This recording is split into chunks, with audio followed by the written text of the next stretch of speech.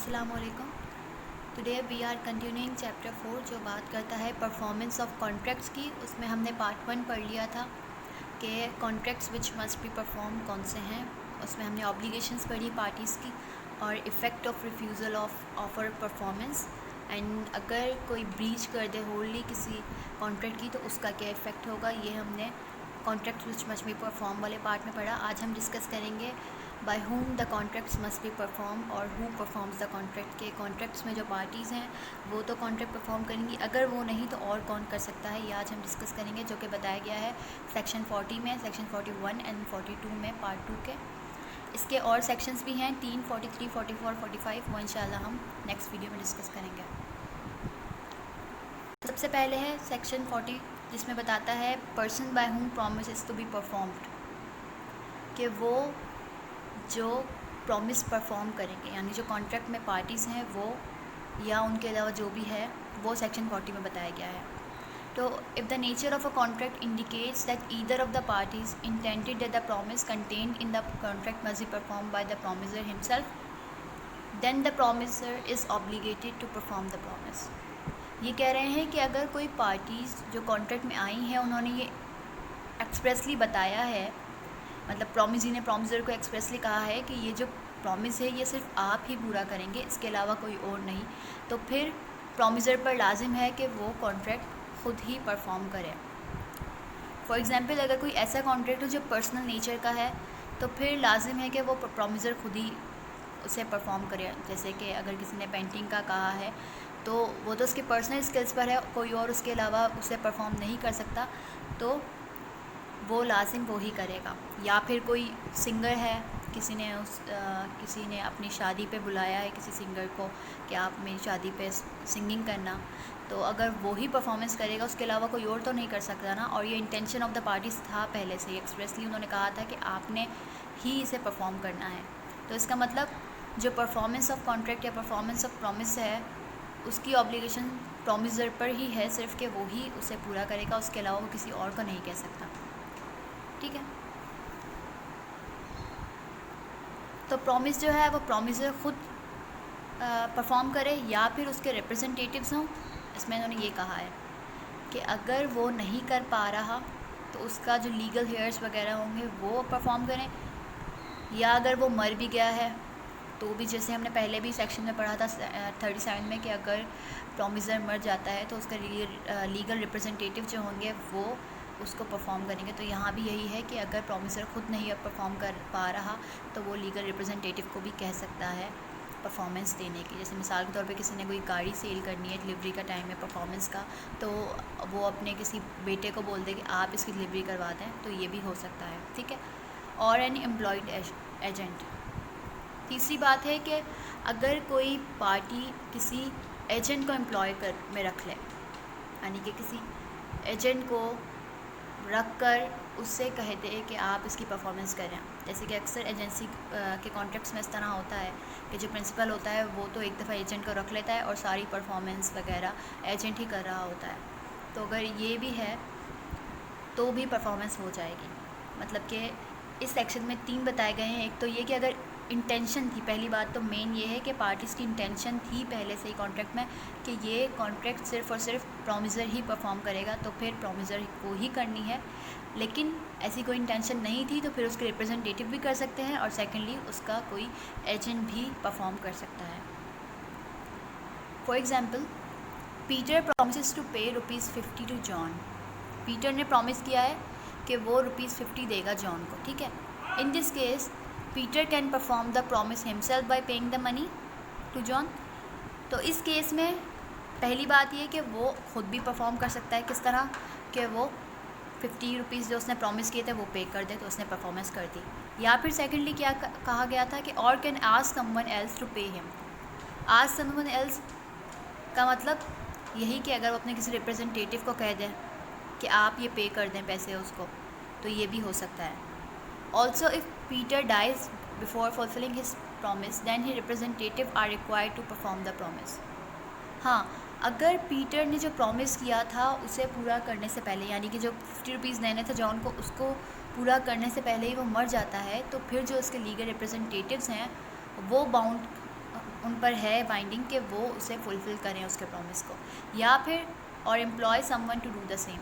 Employ भी कर सकते हैं, जैसे कि अभी हमने एजेंट की बात की, तो कोई एम्प्लॉयड एजेंट भी उसे पे कर सकता है, ठीक है। लेकिन यहाँ पर वही एक जो एक्सेप्शन है वो यही है कि अगर इंटेंशन ऑफ द पार्टीज थी कि सिर्फ प्रॉमिसर ही उसे परफॉर्म करेगा तो वो ही करेगा। जैसे एग्जांपल ये है, Peter is a singer and he promises to sing a song at John's wedding reception. Peter जो है वो सिंगर है और वो प्रॉमिस करता है जॉन को कि मैं आपके वेडिंग रिसेप्शन पर सिंगिंग करूँगा, ठीक है। इस केस में नेचर ऑफ कॉन्ट्रैक्ट कहती है कि पीटर ही प्रॉमिस परफॉर्म कर सकता है या करेगा, उसके अलावा कोई और नहीं, क्योंकि ज़ाहिर है उसने प्रॉमिस सिंगिंग का किया है और उसके अलावा उसका कोई रिप्रेजेंटेटिव तो सिंग नहीं कर सकता, या मतलब उसकी पर्सनल स्किल्स पर है, क्वालिटी पर है, तो he can not delegate it to someone. So there are 3 possibilities for the performance of the promise. It can be done by the promisor himself और उसके रिप्रेजेंटेटिव्स या उसका कोई एजेंट हो। इसका मतलब नेचर ऑफ कॉन्ट्रैक्ट यहाँ पर मेन है, इंटेंशन ऑफ द पार्टीज़। पहली तो यही कि अगर इंटेंशन ऑफ द पार्टीज़ थी कि वो सिर्फ प्रॉमिसर ही करेगा तो वो सिर्फ प्रॉमिसर ही परफॉर्म करेगा, अगर नहीं तो सेकंड कौन सी है कि उसके रिप्रेजेंटेटिव, या थर्डली वो कोई एम्प्लॉय कर सकता है एजेंट को। इसके बाद है सेक्शन 41 जो बात करता है effect of accepting performance from third party. अगर कोई प्रॉमिसी थर्ड पार्टी से परफॉर्मेंस ले रही है, यानी कि प्रॉमिसर ने एक थर्ड पर्सन को लेकर आया है और उसे कहा है कि आप इसे परफॉर्म करके दे दें प्रॉमिसी को ये कॉन्ट्रैक्ट या ये प्रॉमिस, तो फिर उसका क्या इफ़ेक्ट होगा ये बताया गया है सेक्शन 41 में कि मैंने promisee accepts performance of the promise from a third person he can not afterwards enforce it against the promisor. कि जब प्रॉमिसी ने एक्सेप्ट कर ली वो परफॉर्मेंस किसी थर्ड पर्सन से प्रॉमिसर के अलावा, तो फिर उसके बाद उसको ये कोई भी राइट नहीं है कि वो प्रॉमिसर को कहे कि आप मुझे वापस परफॉर्म करके दें, या फिर आपने मुझे परफॉर्म ही नहीं करके दिया तो मैं सू कर लूँगा। इस तरह से कुछ नहीं होगा। If the promisee accept the performance of a promise from a third person then he can not enforce it against the promisor at a later date. Hence, the performance of the promise by a third party discharges the promisor of his obligation even if he has not authorized the third party to perform the promise। यानी कि अगर promiser ने किसी third party को कहकर वो काम करवा दिया है तो वो अपनी ऑब्लिगेशन से बिल्कुल निकल चुका है, यानी कि कॉन्ट्रैक्ट की जो ऑब्लिगेशन है उससे बिल्कुल डिस्चार्ज हो चुका है, भले उसने कोई ऑथोराइज नहीं किया था उस बंदे को, यानी कि उसे कोई अथॉरिटी नहीं दी थी कि आपने ये काम करना ही है, या उसे एम्प्लॉय नहीं किया था, किसी थर्ड पार्टी को ऐसे ही कह देता है तो फिर भी ये ऑब्लिगेशन उसका पूरा हो जाता है। जैसे वही बात कि पीटर प्रॉमिस करता है जॉन को कि वो उसे 10,000 रुपये देगा अगर वो उसके घर पर कलर कर देगा, ठीक है, पेंट कर देगा। John finishes the job but Peter is unable to pay him. Peter ने प्रॉमिस किया जॉन को कि वो उसे 10,000 देगा अगर वो उसके घर को पेंट कर देगा। जॉन ने अपना काम कर लिया लेकिन पीटर ने उसे पे नहीं किया। तो फिर जो ऑलिवर है, a common friend of Peter and John, offers ₹6,000 to John on behalf of Peter, which he accepts. Eventually, John files a suit for recovery against Peter. एक केस है कि पीटर ने जॉन को कहा कि आप मेरा घर पेंट करना, मैं आपको 10,000 रुपीज़ दूँगा, ठीक है। जॉन ने अपना ये काम कर लिया लेकिन पीटर ने उसे पैसे नहीं दिए। एक लड़की है ऑलिवर जो जॉन की भी फ्रेंड है और पीटर की भी, तो उसने पीटर के बिहाफ पर जॉन को 6,000 रुपीज़ दे दिया जो उसने एक्सेप्ट भी कर लिया। उसके बाद जॉन ने सूट फाइल कर दी पीटर के ख़िलाफ़ कि आपने मुझे पेमेंट नहीं की। तो इसमें कोर्ट का क्या वर्डिक्ट आया वो देखते हैं। John accepted ₹6,000 from a third person. Peter has not authorise the third person. John ने जो 6,000 रुपीज़ लिए थे ऑलिवर से वो उसने एक्सेप्ट किए, ठीक है, और पीटर ने उसे ऑथराइज भी नहीं किया था उस थर्ड पर्सन को, यानी ऑलिवर को, उसने अपनी खुशी से उसे दिए हैं। तो hence John's act has been discharge Peter of his liability to pay the entire amount. John can only claim ₹4,000 from Peter now. इसमें ये बताया गया है कि अगर किसी थर्ड पार्टी ने उसे पैसे दे दिए और उसने उसी के बिहाफ पर उसे एक्सेप्ट भी कर लिया है तो वो आगे से उसे सू नहीं कर सकता। हाँ, पूरे नहीं दिए ना तो 10,000 में से 6,000 दिए हैं तो फिर हाँ ये कर सकता है कि जो 4,000 रह गए थे उसके बारे में वो सू कर सकता है या उसमें क्लेम कर सकता है कि आपने मुझे 4,000 भी दो पूरे। तो ये बताया गया है सेक्शन 41 में, क्योंकि उसने मेन बात ये है एक्सेप्ट कर लिए थे उसके बिहाफ पर। जब उसने एक्सेप्ट कर लिए, वो भी यही सोच के कि पीटर ने दिए उसके बिहाफ पर ही, तो वो आगे से फिर से क्लेम नहीं कर सकता उसे कि आप मुझे पूरे के पूरे वापस दें। हाँ, जो अगर पूरे नहीं दिए, आधे दिए थे पहले से ही, तो वो उसमें क्लेम कर सकता है। इसके बाद है सेक्शन 42 जो बताता है डीवैल्यूएशन ऑफ जॉइंट लाइबिलिटीज़। इसमें है कि जो कॉन्ट्रैक्ट है उसमें एक से ज़्यादा प्रोमिसर्स हैं। प्रोमिसर्स एक से ज़्यादा हैं, प्रोमिसरी चाहे एक है, दो है, ठीक है। तो इसमें बताया गया है कि उनकी लाइबिलिटीज़ क्या होंगी अगर प्रोमिसर्स एक से ज़्यादा है। यानी कि किसी ने कोई चीज़, एक गाड़ी का मालिक जो है वो 3-4 हैं, ठीक है, और प्रोमिसरी एक है जिसे वो सेल कर रहे हैं। तो ये कहा गया है कि जब जॉइंट लाइबिलिटीज़ होंगी उसे परफॉर्म करने की, जब उन्हें गाड़ी की डिलीवरी करनी है, तो वो उन चारों में से कौन करेगा या कैसे करेंगे, वो इसके बारे में बताया गया, उनकी लाइबिलिटीज़ क्या होंगी। If the promisors agree to perform a promise together, joint promise, then they are jointly obligated to fulfil the promise. इसमें भी ये पहली बात ये कही गई है कि अगर इंटेंशन ऑफ द पार्टीज़ में था कि वो चारों के चारों या 5 जितने भी जॉइंट प्रोमिसर्स थे, उन्होंने ये कहा था एक्सप्रेसली कि ये परफॉर्मेंस सिर्फ हम ही देंगे चारों मिलकर, कोई हम में से एक भी नहीं दे सकता, या हम चारों के चारों जिस दिन हमने गाड़ी का प्रॉमिस कर लिया ना कि आपको सेल करनी है और आपने हमें उसके बदले में जो भी पैसे देने हैं, जब परफॉर्मेंस की बारी आएगी तो हम चारों के चारों आपको चाबी देने आएंगे उस गाड़ी की, तब माना जाएगा, हम में से कोई एक भी नहीं। अगर इस तरह कुछ एक्सप्रेसली कहा गया है कॉन्ट्रैक्ट में कि अगर हम में से कोई एक भी दे दे तो वो नहीं होगा या कुछ भी, तो वो अलग बात है। लेकिन उन्होंने कहा है कि also if any of the promisors die, their legal representative must fulfill the promise jointly with the surviving promisors. If all the promisors die, then the legal representative of each of them must perform the promise jointly. कि अगर जो 3-4 जितने भी प्रोमिसर्स हैं वो fulfil करेंगे अपना promise, ठीक है, लेकिन अगर उसमें से कहा है कि वो जो 3-4 हैं उनमें से अगर कोई एक बंदा मर जाता है, तो जो मर चुका है उसका रिप्रेजेंटेटिव भी उनके साथ मिलके परफॉर्म करेगा। अब चाहे वो चारों में से कोई 3 लोग मर जाते हैं, तो तीनों के रिप्रेजेंटेटिव मिलकर उस कॉन्ट्रैक्ट को परफॉर्म करेंगे लाजिम।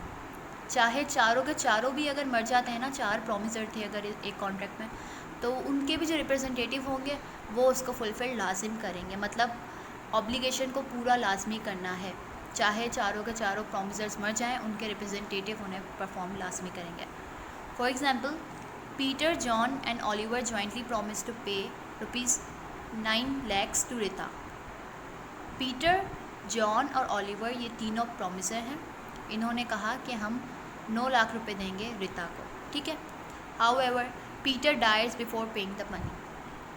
पीटर मर जाता है पैसे देने से पहले, जब परफॉर्मेंस करने से पहले ही मर जाता है, तो फिर जो पीटर का रिप्रेजेंटेटिव होगा वो मिल जाएगा जॉन और ओलिवर के साथ। तो पीटर का रिप्रेजेंटेटिव है जैक।